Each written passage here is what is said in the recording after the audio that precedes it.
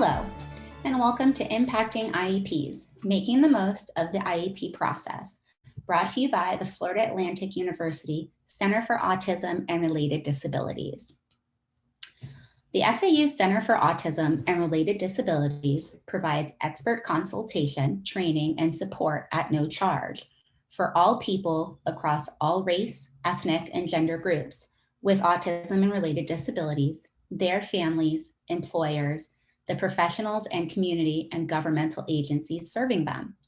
FAU CARD provides support and assistance with the goal of optimizing the potential of all people across all race, ethnic, and gender groups with autism and related disabilities. FAU CARD provides these supports in a 5-county region.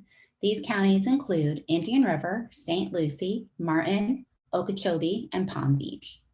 We have 3 offices, one located at the FAU campus in Boca Raton, one located at the FAU campus in Jupiter, and a final office located at the Indian River State College campus in Port St. Lucie. I am your presenter today, Susanna Wander. I work as a clinical support specialist out of the Boca Raton office supporting families and individuals with autism that are elementary school aged in Southern Palm Beach County. As a part of today's training, learners will be able to describe the guiding principles of IDEA, describe the procedural safeguards afforded to parents of students with disabilities, distinguish between components of the IEP, and review goals and objectives with ease. So the first thing we're going to cover today are the principles of IDEA. IDEA is based on 6 principles. These principles include a free and appropriate public education, an appropriate evaluation, an individualized education program, parent and student participation, least restrictive environment or LRE, and procedural safeguards. It's important to know that IDEA was reauthorized in 2004 with many changes that have been implemented. All of the content in this webinar will be aligned with the 2004 changes. Today, we will be focusing on the individualized education program, or as it is commonly referred to, the IEP. So as we start talking about the IEP and IDEA, we do also want to take some time and learn about exceptional student education, commonly referred to as special education. Students who qualify under IDEA receive specially designed instruction and related services through this process. The process begins with referral. And what referral looks like is anyone who has a concern for the learning of a child reports that concern to the school. This may be the child's teacher, this may be the child's parent, or it could even be another staff member that works with that particular child. Once that referral is made, pre-referral activities may begin. Pre-referral activities can include things like data collection, intervention, something that is commonly referred to as response to intervention or RTI. These pre-referral activities are conducted to see if the student is going to be successful given some supports within the general education curriculum. The next step, though, after referral is evaluation. Now, in order for an evaluation to be conducted with a child with a suspected disability, parents have to give consent for that evaluation. Consent is often gathered in what is called an evaluation or consent meeting, at which point the school and the parent and any relevant professionals meet together to discuss what the concerns are and to determine what type of evaluations are going to be appropriate. Once consent is granted for an evaluation, the school district will then begin their timeline to complete the evaluation with your child. Under IDEA, for an initial evaluation, the school district has a 60-day timeline that they have to adhere to. We're going to talk a little bit more about that in a bit. Following evaluation, we go into eligibility, and that's where we take a look at the results and determine, does this child qualify for special education services and an IEP? If eligibility is determined, an IEP is drafted and agreed upon within the team. And then finally, the child is placed within special education and starts receiving services. Now we're going to dig a little bit deeper into each of these steps. So like I said, I talked a little bit already about referral, but it's very, very important to keep in mind that anyone who suspects a child may have a disability can make a referral. This option is not specific to school staff. So as parents, you most certainly can contact your child's school and raise your concerns and indicate that you suspect that there may be a disability that's impacting their learning. I already kind of went into those pre-referral activities, but keep in mind that pre-referral activities are designed to make sure that we're not over-identifying students with a disability when there may not be one. They may just need a little tweaking to their education in order to catch up. So it's very important that pre-referral activities take place before we go into our evaluation. So like I said, the evaluation requires parental consent. This is really important for everyone to keep in mind. The school district cannot and will not evaluate your child for a suspected disability without your written consent, okay? The results of the evaluation can be used to determine the category of disability. Under IDEA, there are 13 disability categories, which we will look at in just a moment. It can also be used to determine whether the child needs specially designed instruction and related services. It can be used and should be used as part of the child's present level of academic performance and related developmental needs. And it can also be used to determine whether accommodations or modifications are needed. And we're going to talk more about all of those pieces in just a bit.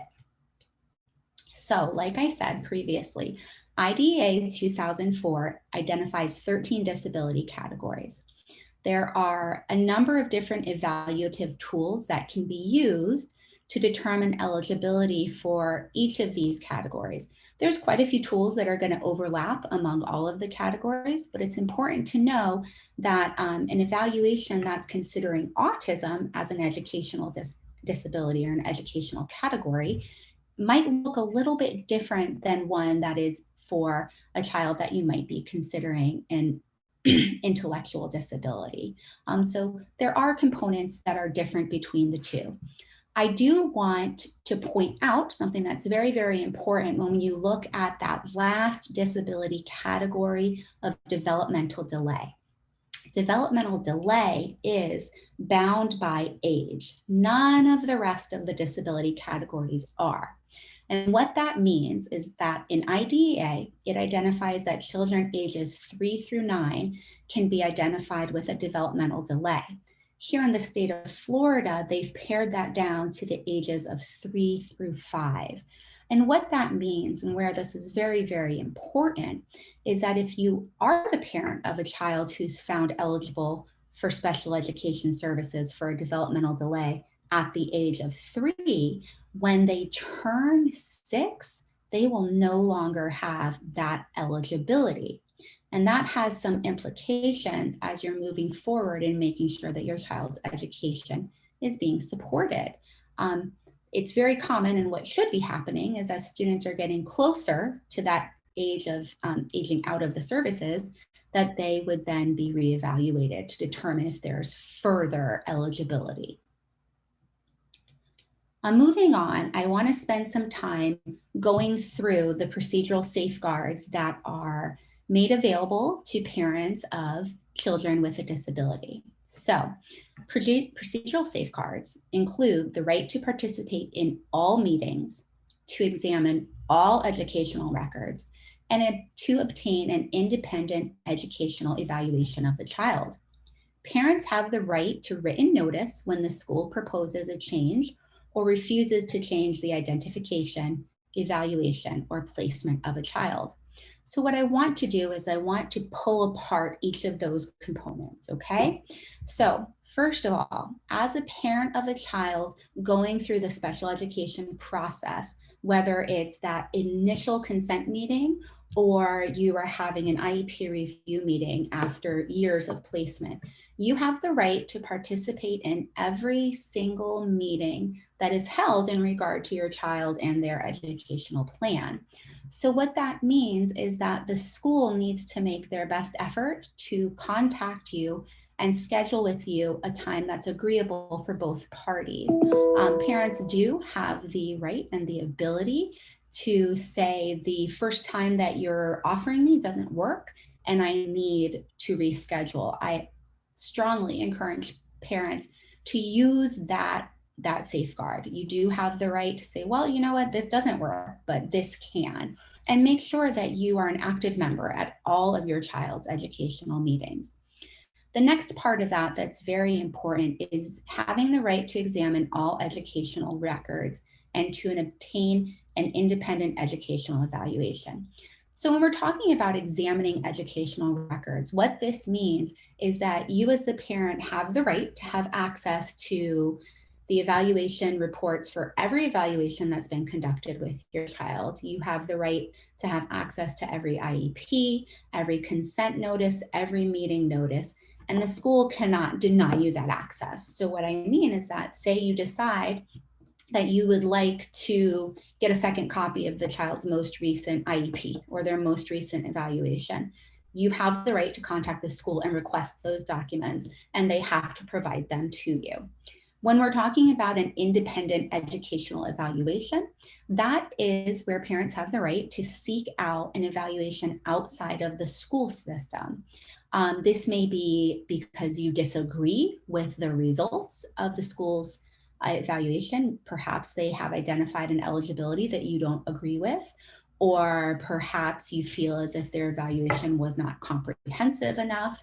You do have the right to seek out an evaluation on your own. You also have the right to have any changes that are being proposed by the school be given to you in advance and in writing. This includes if an evaluation is going to happen, if there's going to be a change in identification, or if your child's placement is going to be changed. As we dig a little bit deeper into the IEP, that's probably going to make more sense, especially when we talk about placement. So now, what I want to do is shift gears and really talk about the IEP, or the Individual Education Program. It's often referred to as the Individual Education Plan, but in IDEA, it's a program. So there's a lot of things that I want to touch on. We always think about an IEP as being this big meeting, often an overwhelming meeting. It's certainly that's certainly part of the IEP, as is the plan itself, as is the fact that it is a process. So the IEP is often referred to as a living document. It is a program that should be adhered to for your child's education, and obviously it is a document. So according to IDEA 2004, an IEP is a written statement for each child with a disability that is developed, reviewed, and revised in accordance with Section 614D. This quote is directly from the definitions of IDEA 2004. I want you to notice that the law requires that the program be in a written format, and it also makes reference to Section 614D of the Act. Why is that important? Because IDEA is a procedural law. It lays out 8 specific topic areas that must be discussed, agreed upon, and documented. And what we're going to do now is review those 8 topic areas. So the format of the student's IEP can vary between counties and states. I think that's going to be very, very important for parents to be aware of. Just because an IEP is written in one format in Broward County most certainly does not mean it's going to look the same in Palm Beach County. And just because it looks one way here in Florida doesn't mean it's going to look the same in Texas. Often, if not always, there's a lot of variability in what IEPs look like, how far in depth they may go. Some school districts will allow for and require very lengthy descriptions, where others might be shorter and more direct. there are specific sections that must be present and complete in an IEP for any student with a disability. The first is the present levels. So the present levels in both academics and functional skills. A statement of the child's present levels of academic achievement and functional performance, including how the child's disability affects his or her involvement and progress in the general education curriculum, has to be included. And the reason that this is important is this is that snapshot of the child based on all of the data that's been collected. So that evaluation that was conducted, along with teacher information, along with information on countywide assessments, all of that needs to be brought together and turned into a nice cohesive statement for anyone who receives that IEP to read and have a good sense of what that child is currently able to do, okay? Along with the present levels, you also have to have academic goals, annual goals. These goals need to be both academic and functional in nature.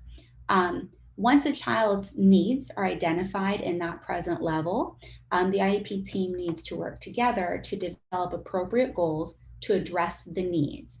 Annual goals describe what the child is expected to do or learn within that school year.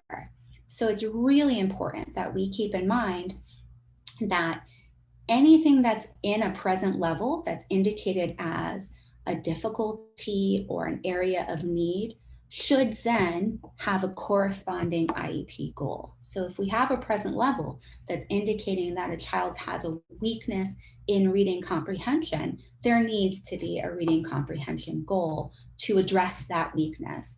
And the goals, I know I focused in on reading comprehension, the goals are not specific just to academics. They can be functional as well. They can be based on social emotional growth. They can be based on functional skills, managing materials. If it's indicated in a present level that a student struggles to turn in their assignments on time, or a student struggles to complete assignments, there should be a goal that's designed to address those struggles. So the first two components that every IEP have to have are the present levels of academic and functional skills, and then annual goals that are designed to address deficits in academic and functional skills.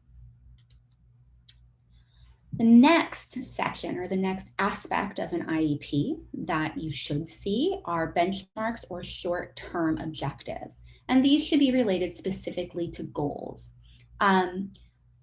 Benchmarks and short-term objectives, it's really important to keep in mind that these are only required for children with disabilities who take alternate assessments aligned to alternate achievement standards. So what does that mean?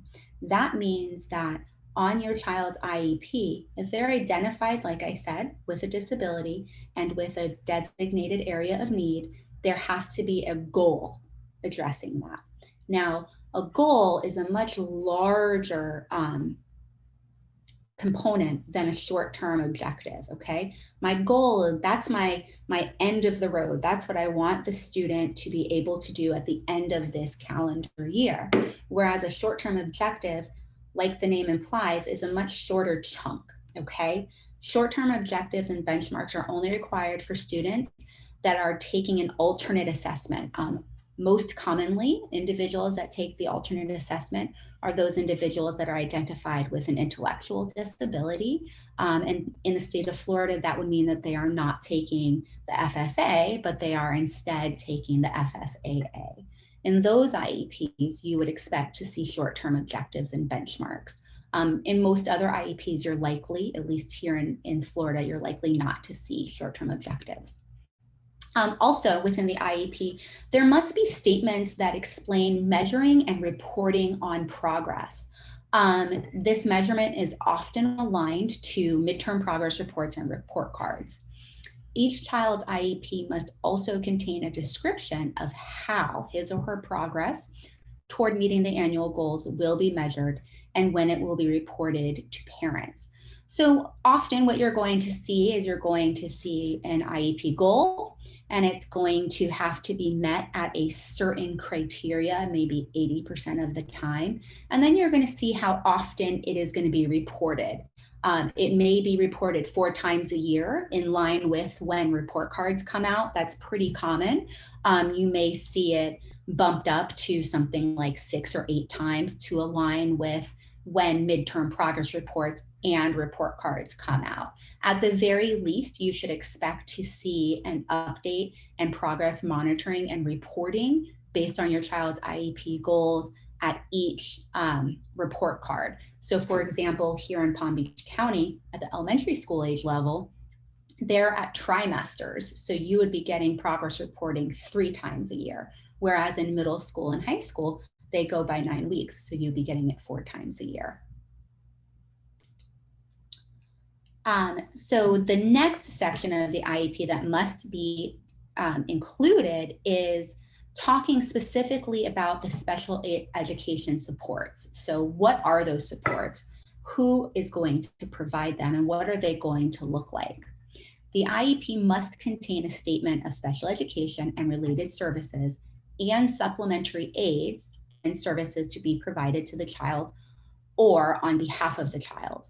So special education services can be provided in a continuum based on the need of the child. At one end of the continuum, you may have a child who is in a special school where they are not with their non-disabled peers and where it is a school for students with special needs. On the other end of the continuum, you may have a situation where a child is fully included within the general education curriculum and population with very minimal support from a special education teacher. But every option in the middle should be available, and it should be clearly explained and mapped out in the IEP, as should related services. Related services includes things like speech and language therapy, occupational therapy, physical therapy, any of those additional supports that can be provided within the school setting, but are not being provided directly as or directly by the special education teacher.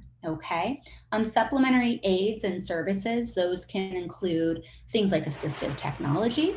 They can include things like a sign language interpreter, all of those extra things that your child may need in order to access the curriculum. I've already touched on this, but related services does include speech, OT, PT, behavior therapy, mental health support, and a number of other things. And they should be designed to help a child with a disability benefit from special education. He or she may also need extra help in one area or another, such as speaking or moving. And these additional supports are called related services. Like I said, I already touched on supplementary aids and services, but this is often designed to include assistive technology. Supplementary aids and services are intended to improve the child's access to learning and their participation across the spectrum of academic, extracurricular, and non-academic activities and settings. The IEP team must determine what supplementary aids and services a child will need and specify them in the IEP. This is an area of the IEP that I think we often go over a little bit quicker than we should. And we need to really consider what all of the assistive technology options might be that might be necessary in order to help our children access their learning. Also, program modification for school personnel. And this includes the training or additional staff that might be necessary. So an example of this might be if you have a student that does qualify for assistive technology. Say you have a student that qualifies to use a very specific communication device. In that instance, it's going to be necessary for all staff that are working with your student to be trained on also using that device. So that's something that should also be a part of your child's IEP, because sometimes these aids and services and accommodations can kind of fall flat on their face if staff aren't trained to utilize them appropriately. All right. So The next aspect of the IEP that has to be included is the extent of non-participation. And what that is how much time will the student spend outside of the general education setting. The IEP must also include an explanation of the extent, if any, to which a child will not participate with non-disabled children in the regular class and other school settings and activities. So this statement is designed to quantify how much time your child is going to spend in a special education setting and how much time they're going to spend in a general education setting. It needs to be very specific. It needs to explain why. So it might indicate that due to deficits aligned with their disability or due to difficulties with communication and behavior and safety, the child will spend this percentage of the day with their non-disabled peers and this percentage of the day away. That is in there because our goal for all students with disabilities is that they are spending time within the general curriculum and with students without disabilities. Also, accommodations and assessment need to be a part of the IEP. And what that is indicating is what, if any, testing accommodations will be in place. It's important to keep in mind that IDEA requires that students with disabilities take part in state or district-wide assessments. The IEP team must decide if the student needs accommodations in testing or another type of assessment entirely. In this component of the IEP, the team documents how the student will participate. This is a really important component of the IEP that I want to touch a little bit deeper on. What's really critical that parents understand is that IDEA does require students with disabilities to participate in all state and district-wide assessments. So here in Florida, just because your child has an IEP does not mean they don't have to take FSA. It also does not mean that should they not pass the FSA at some of those critical points where retention can be put on the table, that they automatically won't be retained. The IEP doesn't protect against those things. What the IEP does, though, is it accounts for the child's disability and determines what supports during testing need to be in place for this child to be accurately assessed. As we go deeper and we look further at the IEP and we talk a little bit more about some of these things, you'll see that there's a variety of different types of accommodations, but accommodations and assessment have to be there. You have to indicate if the student is going to take assessments all through pencil and paper, or if the student is going to have extra time for assessment. And it's also important that we keep in mind that whatever these accommodations are, they should be practiced, right? So if extra time is in there when the child's taking a regular assessment during the year, they also need to have extra time. So another key component of the IEP is service delivery. And this describes for anyone who's reading the IEP when, how often, and how long a child will receive services. And it also tells us when the services will begin, when the services will end, where they will happen, how long they will last, all of that really, really important stuff. So in the services delivery section, you're often going to see the service identified. So say you have a student who is receiving speech and language services. You'll see, speech and language services or supports. You'll see the number of minutes, sometimes either per week or per day. And you'll also see the location that those services are going to happen. So you might see in a separate room, meaning that the student is going to go to a speech classroom to work with the speech pathologist, or you might just see school setting, you might see campus. There's a lot of different options that you can see there. And then you're also going to see an indication of who's responsible to provide those supports. So for my example, you would very likely see SLP for speech and language pathologist, but that should be done for each of the services that a student with an IEP has, whether it's academic services. So you might see direct instruction in reading and the same components, the number of minutes, the physical location, and the staff responsible for it. But all of that needs to be very, very clearly mapped out within the IEP so that anybody, like I said when we were talking about the present level of performance, anybody who picks up that IEP can look at it and go, okay, this is what this child should be getting. This is how much they should be getting. This is where it should happen. And this is who should be doing it. Another critical component of the IEP is transition planning. Transition planning should begin at the age of 14, and transition goals must be included on the IEP at the age of 16. Parents should discuss and prep students to be an active participant in setting goals, advocating, and sharing what does and does not work for them. So this is as your student gets to be a little bit older, and we're talking about transition. We're not talking about what we might think of when our children are very young, going from, a preferred activity to a non-preferred activity. But we're talking about that global transition that happens in our life as we start to matriculate and graduate from high school. Within the IEP, there needs to be goals that are designed specific towards transition once that individual turns 16. Ideally, that should be happening much earlier at about 14.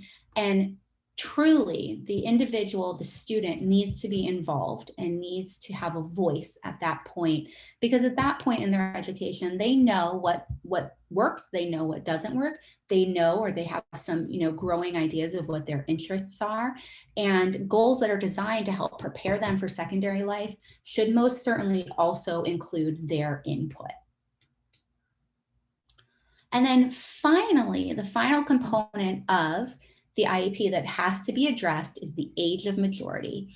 And that is the point at which the transfer of rights will shift from the parent to the student. Beginning at least 1 year before the student reaches the age of majority, the IEP must include a statement that the student has been told about the rights, if any, that will transfer to him or her at the age of majority. What is the age of majority, and what does this statement look like in the IEP? The age of majority in most states, as I'm sure you're aware, is 18.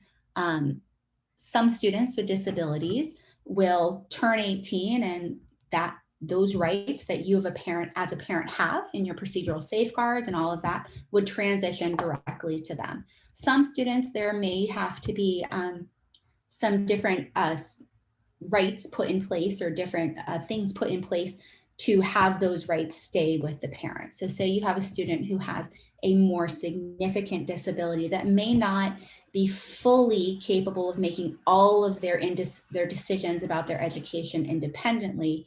In those instances, the age of majority may shift. You may also want to legally have the parents retain those rights a little bit longer.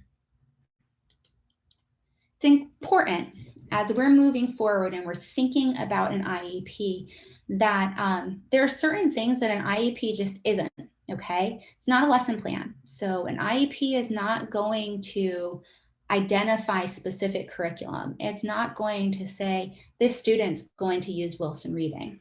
It's also not a contract for outcomes.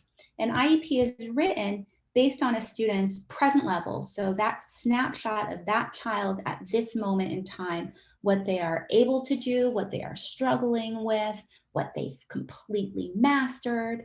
So it's written based on the information that's available at that time to the team. And there's some projections that are made based on what they already know, what we already know about this student, and where we would expect them to be in the next year. Those projections turn into your goals, they turn into your objectives. But it's important to keep in mind that those goals and objectives are not a contract to say this is definitely what the outcome is going to be, because we all know that life is very fluid. You may have a student who just takes off and surpasses their goals, or you may have a student that struggles some and is not as equipped to meet those goals as we may have thought. So it's important to keep that in mind. What an IEP is it is a legal and binding document. It's also a living document. When we talk about an IEP being legal and binding, what we mean is that nobody has the choice once it's in the IEP whether or not they want to provide an accommodation or they want to provide a service. If it's in there, it has to be done, right? It's legal, it's binding, it's a contract at that point. It's also a living document though. And what that means is you may find yourself in a situation where things that are included in your child's IEP no longer work or are no longer relevant. You may have to meet with your team to adjust goals. You may have to meet with your team to adjust accommodations and services and placements. So it's important to keep in mind that what's in that IEP is subject to change, but it's subject to change based on efficiency and effectiveness. So if you have a child who has a laundry list of accommodations and the teachers and the staff have taken data and can support that this list doesn't meet this child's needs, it's going to be time to come to the table and have a discussion and determine what does work. The same thing applies on your side as a parent. If you notice that your child would benefit from a new service, a different service, you can come to the team and share that to determine what's going to be the most appropriate to help support your child to access their curriculum. Now we are going to shift our focus a little bit and talk more in depth about goals and objectives. IEP goals and objectives must be written based on the student's present level of academic and functional performance. Goals are written in the following domains: academic, social emotional, communication, independent functioning, and related therapies. Everything within your child's IEP is interconnected. And I think that we're starting to see that as we go through this training. But the present level is going to be connected to the goals. The goals are going to be connected to the services. The services are going to be connected to the accommodations. And what this interconnectedness does is it should give you a nice, comprehensive document that describes academically and functionally who your child is, what their needs are, and how those needs can be met. When we're thinking about goals and objectives, there are two words that I want you to plant in your mind and never let go of. Those two words are measurable and observable. Goals must be measurable, meaning to what level is the student expected to perform a designated skill. Also meaning that mastery criteria should be listed on the IEP. A lot of times it's listed either as a percentage or a number correct based on a number of trials. So for example, you may see the goal of the student will identify pre-primer level sight words with 90% accuracy in 4 out of 5 trials. So what that would mean is if we're practicing our pre-primer sight words and we're doing a set of 10, I'm going to expect this child to get 9 of those correct 4 out of the 5 times that we do that activity, okay? But it should be very clearly stated what the level of mastery is, that mastery criteria, and how that's going to be measured. So, like I said, measurable and observable. When we're thinking about goals being observable, that means that goals and objectives must be measurable through direct observation, work samples, or other data collection methods. The manner of documentation and type of documentation should also be included for each goal and objective. So what that's saying to you is that in order for a goal to stand on its own, it needs to not only be something that can be measured, but can be observed. And that doesn't just have to be observed as in watched happen. It can, specific skills and specific goals can be observed through work samples. They can be observed through different types of data collection, but the goal must be something that can be observed. If not, how are we going to make sure it's measurable, and how are we going to collect the data in order to measure it? So like I said, when you're thinking goals and objectives, keep those two words in mind: measurable and observable. So moving on, I touched on some of this earlier on in today's training, but I want to talk a little bit more about the cycle of special education, okay? Because it's not just a I'm here and done kind of thing. So like I said, in order for a child to first be found eligible or even evaluated for special education, the school has to gain parental consent.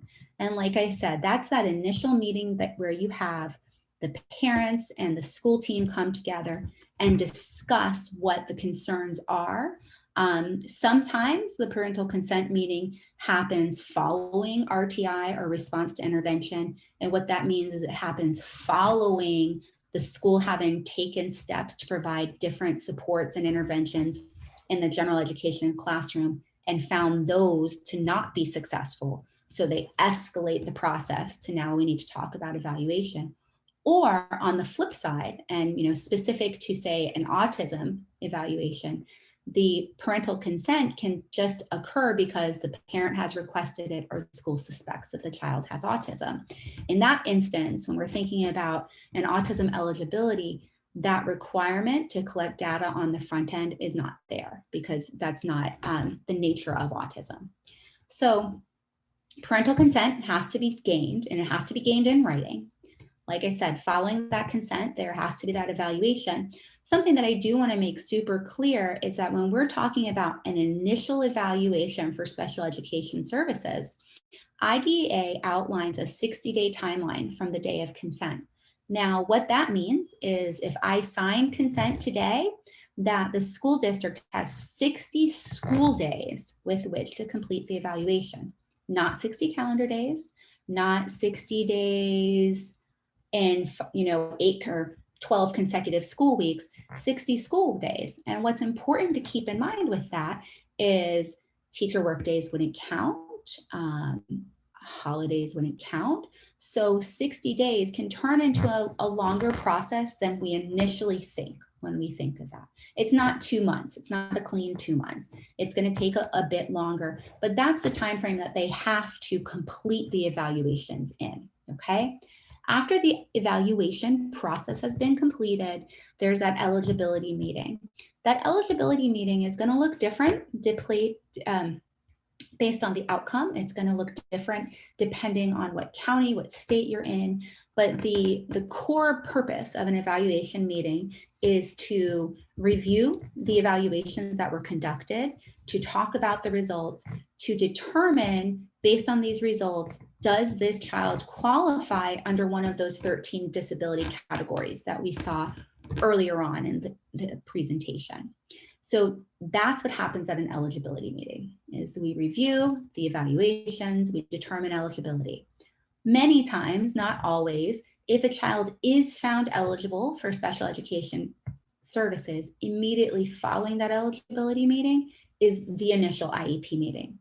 The initial IEP meeting is where they are going to construct that document. They're going to include that present level. They're going to have those goals. There's going to be a description of the services. There's going to be a description of the extent to which your child will participate with non-disabled peers. But that initial IEP meeting can be a little bit daunting. Most IEP meetings can be a little bit daunting, but it's important to keep in mind at that initial meeting that you as the parent are a valuable, if not the most valuable member of that team, because you're the expert on your child. So as the information in the evaluation has been reviewed, as eligibility has been determined, as you start to review a draft IEP, it's very important that you keep your voice part of the conversation, that you don't just kind of fall into the trap of the school saying, this is what we're going to do, sign here, let's go. You have the right to say, okay, well, we'll wait. Let's talk. Let's really think about, what we know about my son or daughter, and let's make sure that this is crafted to meet their needs. So consent, evaluation, eligibility, IEP. Part of the IEP would be placement, a possible change in placement. Now, what that means is you may find yourself in a situation where your child is going to spend more time in a special education classroom and less time in a general education classroom. You can also find the exact opposite happen within an IEP meeting, but it's important to keep in mind that when we are talking about placement, we are physically talking about the where. Is the child going to be in a gen ed setting? Are they going to be split between general education and special education? Or are they going to spend all of their time in a special education setting? Along with that cycle, that's that initial cycle for special education. But after that, it doesn't just end. So you will meet annually, 1 year to the day, if not the day before your first IEP, to review the IEP and to update it. I say update, and I think it's important that we keep in mind that it should be updated, because if we have an IEP that was written and we have goals and objectives and the child has made no progress towards those goals and objectives, the team needs to have a conversation about the services, about the supports, and about the goals to determine if they truly are appropriate. The same follows true if the student has made great progress. At each IEP, you should see a change occurring, okay? It might not always be a change to more advanced, but there should absolutely be a change. I do want to real quickly say that if you find yourself in a situation where you're noticing your child's not making progress on the IEP goals, you absolutely have the right and you absolutely should request an IEP meeting long before that 1-year mark comes around. It's also really important to keep in mind that you have the right to request an IEP meeting whenever you feel that it's necessary. You don't have to wait for that 1-year review. Also, as part of IDEA, they require what is referred to as a triennial reevaluation, or just simply in a lot of districts, they just refer to it as reevaluation. Reevaluation for an IEP should take place every 3 years. It's important to keep in mind that not often is that reevaluation going to look the same as that initial evaluation, because there are certain components to an IEP evaluation that can remain pretty stable after a certain age. So for example, part of an initial IEP evaluation might be an IQ test to determine your child's overall IQ. IQ can remain pretty stable after about the age of 7 or 8. So that might not be an assessment that's done again. You might find yourself in a situation where there's very few direct assessments conducted with your child, but there's more information added to their file based on data collection by teachers and state and district-wide assessments. But a 3-year evaluation is also required as part of the IEP.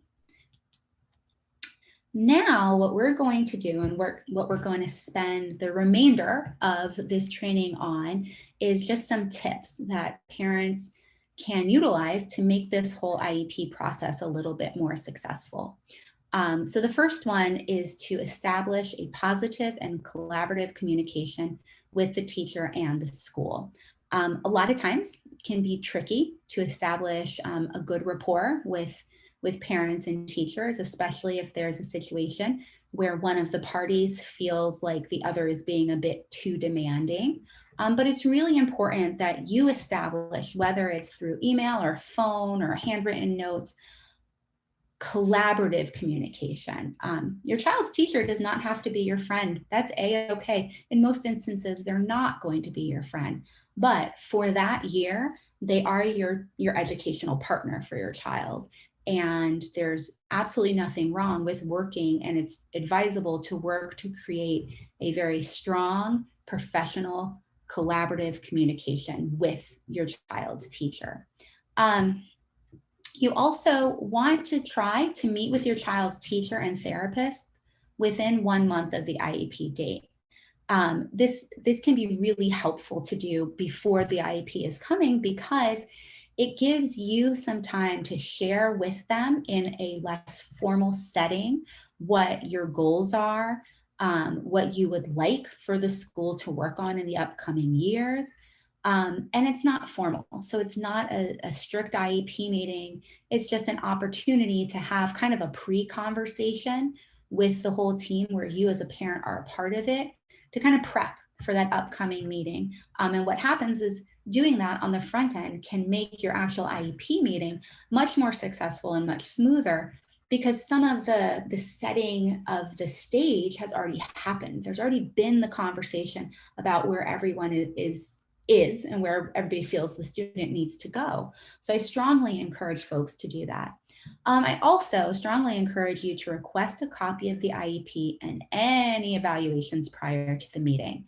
The IEP that you would receive before the meeting is a draft. It's not the final IEP.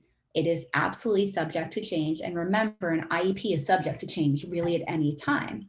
The reason that it benefits you as a parent to request a draft is that it gives you time to review the IEP. I taught special education for a long time, and I've been in this role here at CARD for 6 years now. So I've had the opportunity to work with parents on both sides, right? To work with parents as a teacher, as the one who drafted the IEP, but also to work with parents as a support to review that IEP. And where it's really helpful for you to get that in advance as much as you can is it gives you time to process. It gives you time to read through it and jot down questions. It gives you time to look at something and go, you know, I don't actually know what this means and I need to ask. And putting it in writing and having the time to take notes, whether it's on the actual document or elsewhere, enables you to then go into that meeting and have your talking points and not leave the meeting and feel like, oh, wait, I wanted to say this, but I can't, I didn't. And now it takes a while to reschedule. So I strongly encourage that you request a copy of the IEP. Also, super, super important that take the time to meet with your family as a whole to discuss priorities. I've known several families that have done this, that have gotten, you know, everybody at the table, everybody who's a stakeholder in your child's education, which is obviously the caregivers, but this can include extended family. This can include tutors. This can include siblings. But it's important and it can be really helpful to get everybody together before this meeting and have a conversation to discuss priorities, discuss needs, discuss what are the things that we really need to address at this meeting. And having everybody at that table at the same time gives you the opportunity as the primary caregiver, as the person that might be attending that meeting, to have things brought to light that you may just fail to remember or fail to bring up. I also encourage folks to organize past copies of the documents.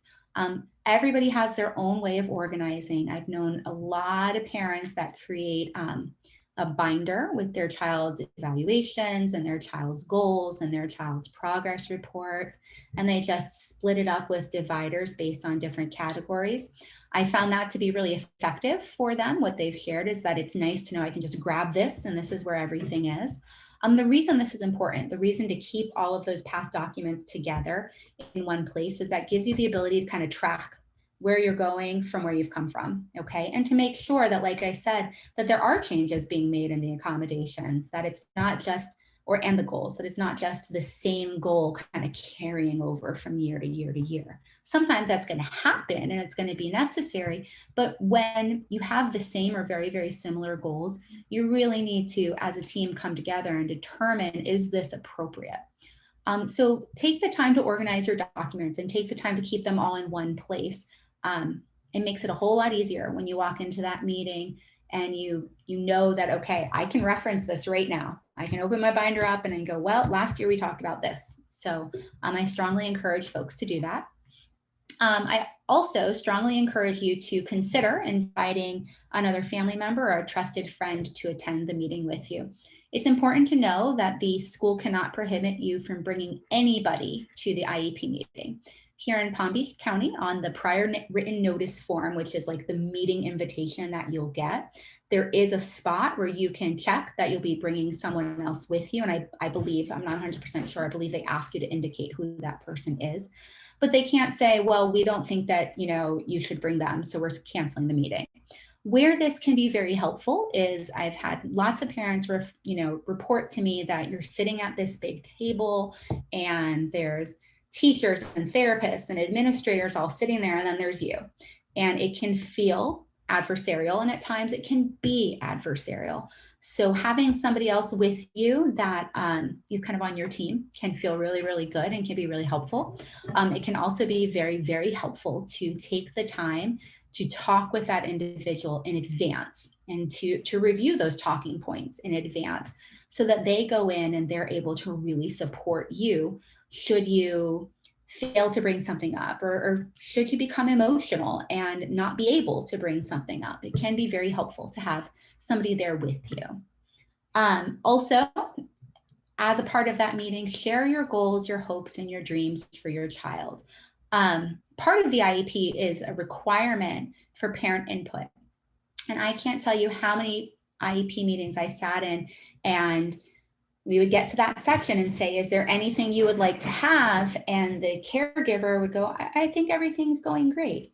It's important before you go into that meeting, they really take some time to think about what you want for your child and what you believe your child wants for themselves and what they've said they want. And take the time to share that with the school. You know, focus in on what your child's good at. A lot of times in IEP meetings, we feel overwhelmed by the discussion on deficits and the discussion on needs. So it's really, really important to bring in strengths too. And all of our kids have strengths that we can bring to the table.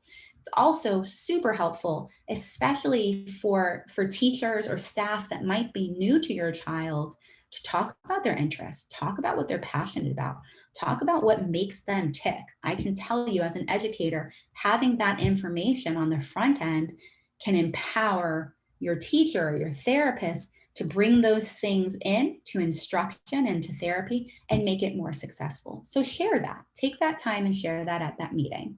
Might be the only time you get the whole team together in one place. So take advantage of it. As you're thinking about being a part of the IEP meeting, there are things that I want all parents to remember to do. Ask questions. If the information that is being shared is something you're not familiar with or something you don't understand, ask. Stop the meeting and say, can you explain that to me? Be prepared, and we've kind of touched on that before, but make sure to review the previous IEP, review the evaluation reports, make sure you've taken a look at everything so that you're going in and there's no big shocks, okay? Be an active participant. Never, ever, ever forget that you're the expert on your child. When you walk into that meeting, I know it can be very, very overwhelming. It can feel, like I said, like it's them against you. But the reality is, school staff, they are experts on curriculum. They are experts on intervention. They are experts on their field. But you walk in there as the expert on your child. You're the only person sitting at that table that is an expert on that child. So share that with the team. Also, take your own notes.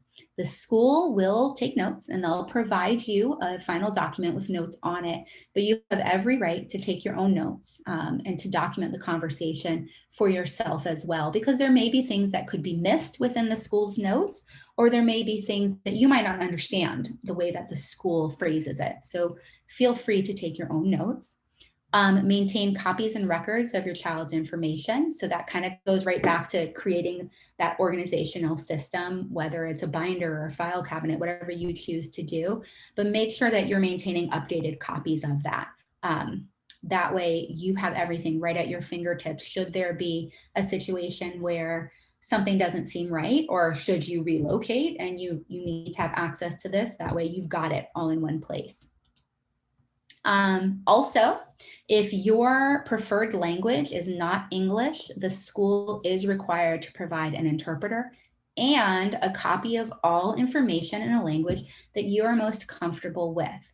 It is important that you would communicate this with the school in advance, but if this is your situation, make that request. You have that right. That falls under your safeguards, okay? And there's certainly nothing wrong with wanting to have information presented to you in such a way that you're able to effectively process it and use it, okay?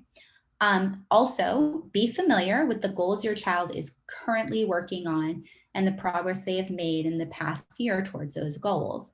Like I've touched on before, you want to make sure to bring up and discuss goals where there hasn't been significant progress.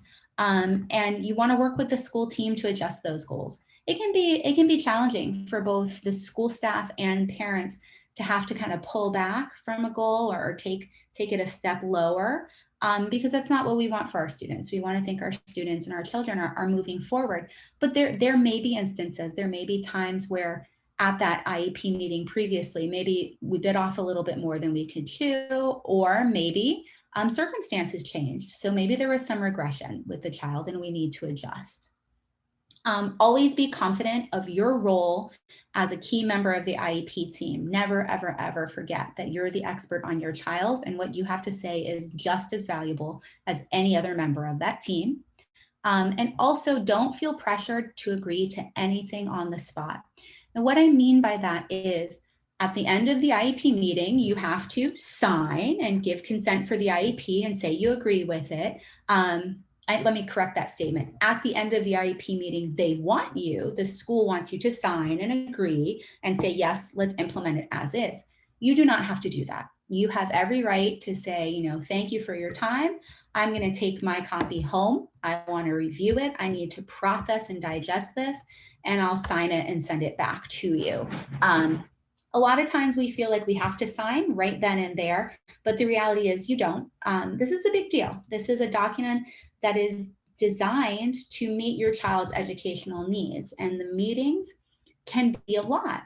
So it's perfectly acceptable to go, you know what, I've just had a 45-minute or hour-long meeting where we've discussed a lot, and I need to take some time to process this before I agree to anything.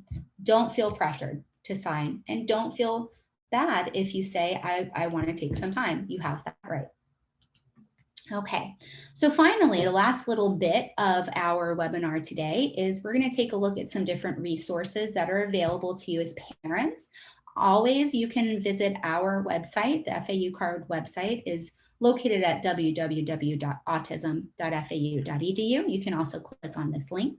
Wright's Law is an excellent resource for parents. It includes a ton of information as it relates to disability, as it relates to IDEA, and it can be very empowering for you. IDE partnership is the same, IDEA partnership. If you are local here in Palm Beach County, I would encourage you to visit the Palm Beach County School District's ESE website and their resources. They also have a full copy of your procedural safeguards that are available on their website. Also, the Florida Department of Education has an ESE parent handbook that you can access. And I always like to tell parents to take the time to visit the United States Department of Education IDEA website. It can be a little bit heavy with statutes and stuff like that can be a little challenging, but it also includes a lot of really important information. So that might be another great place for you to visit. And then finally, much like the Palm Beach County Department of Exceptional Student Education website, Florida has a Department of Exceptional Student Education website that you can access as well. Any state that you are in is going to have a similar website. So finally, I want to thank you for attending the webinar today. If you have any further questions or you need any further support from FAU Card, you can contact us at our main line, which is 561-297-2055, or by email at card@fau.edu,